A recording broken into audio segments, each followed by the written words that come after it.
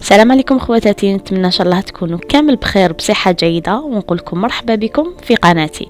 اليوم ان شاء الله خواتاتي راح نديروا كيف هاد كيكه الشوكولا ولا طرطه الشوكولا اللي بزاف بنينه. محال تجربيها وما تعجبكش، تجي بزاف بنينه بمقادير بسيطه.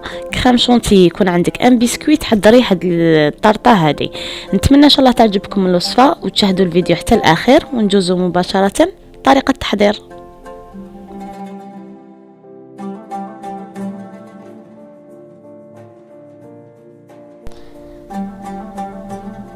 هنايا نبداو بسم الله. نخدموا في القاعده تاع الكيكه تاعنا اللي هو البسكوي. واش نسحق له؟ عندي هنا 4 حبات تاع البيض كما راكم تشوفوا، وعندي 90 غرام تاع السكر ولا كاس فوق النص تاع السكر. نحطهم كيف مع بعض، ونحط لهم غرفه صغيره تاع لافاني، ونسي نطلعهم مليح بالباتور حتى وين يضاعف لي الحجم ديال هذا الخليط، ويولي لي الخليط ابيض وثقيل كما راكم تشوفوا. انا طلعته هكذا، ومن بعد راح نضيف له كاس غربع تاع الفرينه حوالي 80 غرام، و10 غرام تاع الكاكاو حوالي مغرف كبيره معمره. نحطهم كامل فوق الخليط الاول، وراح نجيب هاد الاداه هذه ونسي نخلط مليح، خلطوا من الفوق للتحت من الفوق للتحت هكذا باش ما نكسرش هذاك البيض اللي كنت طلعته من قبل. وهنايا راني ضفت شويه تاع خميره كيميائيه هكذا باش برك البسكوي تاعي يجيني شويه بومبي. وهنايا انا ما عجبتنيش لا كولور، يبقى حبيت نزيد لها مغرف تاع الكاكاو كما راكم تشوفوا هكذا. ومن بعد كي نخلط الخليط هذا ديالي مليح، نجيب ان بلاطو اللي يدخل للفور يكون خاص بالبسكوي. انا دايره واحد خاص بالبسكوي، نحط فيه بابي كويسون كما راكم تشوفوا، ونسي ندير هكذا نقطات من الخليط هكذا باش ما يطيرليش بابي كويسون، ونحط الخليط تاعي كامل كما راكم تشوفوا نحطه في البلا. ومن بعد نسي نسقمو مليح بهذه الاداه هذه. قلت لكم خدموا بهذه الاداه راح تساعدكم بزاف. هذه تاع البطاطا المقليه، وهنا طيبته على 180 درجه، شعلت الفوق والتحت حوالي 10 دقائق فقط لا اقل ولا اكثر. طاب كما راكم تشوفوا جا هايل وكما حبيتو. ومن بعد نحيلو بابي كويسون. هنا بعد ما وجدت البسكوي راح نجوز لا كريم تاعي اللي نديرها في الكيكه. عندي هنا 200 غرام تاع كريمه شونتيي ولا بودر شونتيي، ندير لها كاس كبير معمر تاع حليب بارد ولا حليب بارد. ندير كميه الحليب غير بالعقل هكذا باش تطلع لي لا كريم شونتيي تاعي، وضروري يكون ماء ولا حليب يكون بارد. اذا جاتكم ثقيله شويه تقدروا تزيدوا لها الحليب. هنايا بعد ما طلعت لي الكريمه تاعي نحيت شويه باش نزين بها الكيكه تاعي من الفوق، ودوبت 100 غرام تاع شوكولا نوار وحطيتها مباشره فوق الكريمه تاعي. وراح نزيد باطا كريم ديسير شوكو، وراح نزيد ايضا مغرف صغيره تاع الكاكاو. نخلط كامل هاد المكونات مع بعض، وهاد الكريمه تجي بزاف بنينه بهذه الطريقه. سيوها بالشوكولا نوار تجي بزاف بنينه. اللي تحب دير شوكولا مارو ولا شوكولا بالحليب نتوما واش حبيتو ديروا. هنا برك لا كولور ما جاتنيش شابه بزاف، حبيت نزيد لها شويه تاع كاكاو كما راكم تشوفوا. نخلطها مليح، وهكذا راني وجدت الكريمه تاعي. نحطها تبرد شويه بيتما نقطع البسكوي تاعي.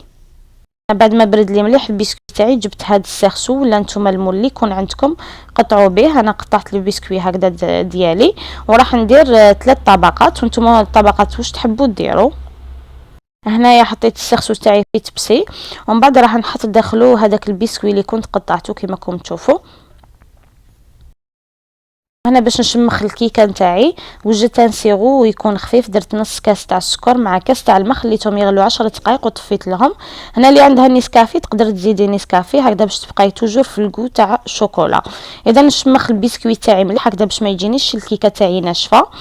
انا وحده ما نحبهاش كي تكون ناشفه باسكو تحصل لي. ومن بعد راح نحط طبقه تاع الكريمه تاعي. شوفوا لا كولور تاعها جات هايله، مام الذوق تاعها جا روعه. نتمنى ان شاء الله تجربوها، اكيد راح تعجبكم.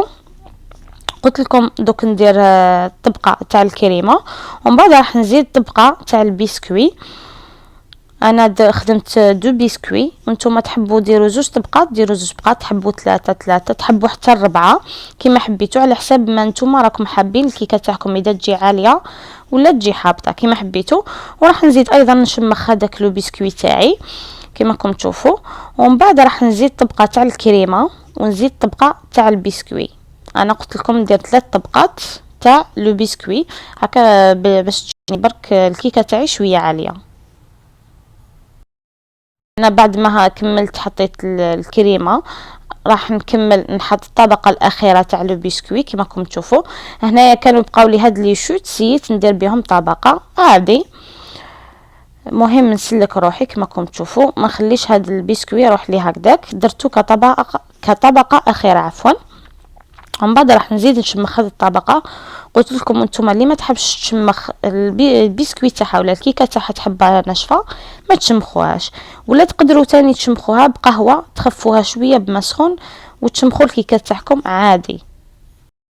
وفي الاخير راح نضيف كطبقه اخيره للتزيين راح نضيف كريمه شانتيي اللي كنت خليتها هكذا بيضه، نحيتها من الاول، راح نسقمها مليح فوق لو بسكوي تاعي باسكو هذه راح تكون الوجه تاع الكيكه تاعي.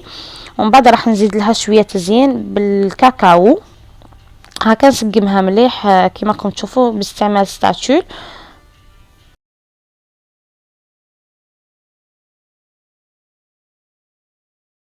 هنا نجي للتزيين تاع الكيكه تاعي، انا حبيت نديرها نص بالكاكاو نوار ونص بالكاكاو مارون. جبت ورقه هكذا وباستعمال الصفايه جوزت هكذا كما راكم تشوفوا، طريقه سهله. وهنا التزيين توجور يبقى اختياري على حسب ما عندكم، تقدروا ديروا ميم لي فخوي برا، ميم تقدروا تخلوها هكذا نص بيضه ونص مارون.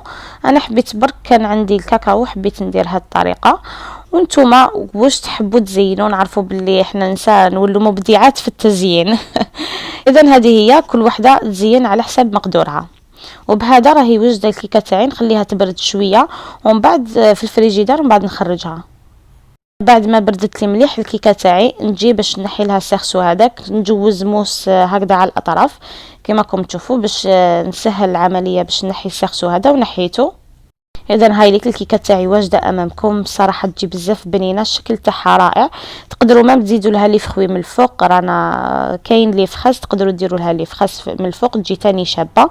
انا قطعت لكم مرسو باش تشوفوا كيفاش جات الكيكه تاعي. اذا هنايا وهاي ليك الكيكه تاعي بعد ما قسمتها لكم، شوفوا الطبقات كيفاش يجوا لداخل، وهذيك الكريمه روعه بزاف بزاف بنينه. ننصحكم باش تجربوها اكيد راح تعجبكم وتعجب اطفالكم. وهذه الكيكه تصلح بزاف لاعياد الميلاد، سهله التحضير ما فيهاش جينواز. نتمنى ان شاء الله تكون عجبتكم الوصفه. الا عجبتكم خلوا لي جيم، خلوا لي تعاليقكم الرائعه المشجعه، ونقول لكم قبولاتي ليكم ومع السلامه.